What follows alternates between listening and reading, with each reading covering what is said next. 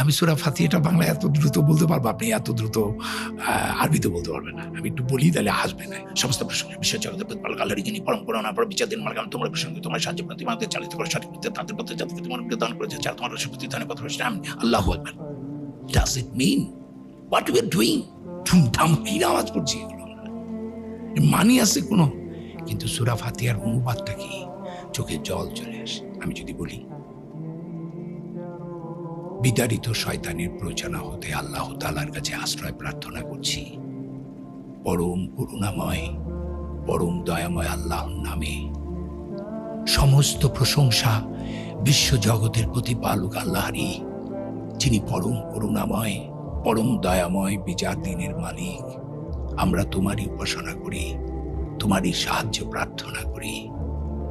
তুমি আমাদেরকে চালিত করো সঠিক পথে, তাদের পথে যাদেরকে তুমি অনুগ্রহ দান করেছ, যারা তোমার রোষে পতিত হয়নি, পথভ্রষ্ট হয়নি।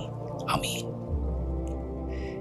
আলহামদুলিল্লাহ। আউযু বিল্লাহি মিনাশ শাইতানির রাজীম। বিসমিল্লাহির রহমানির রহিম।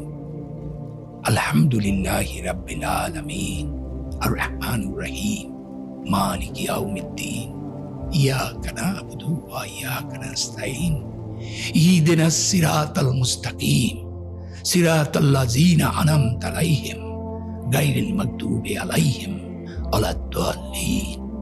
কি সুন্দর!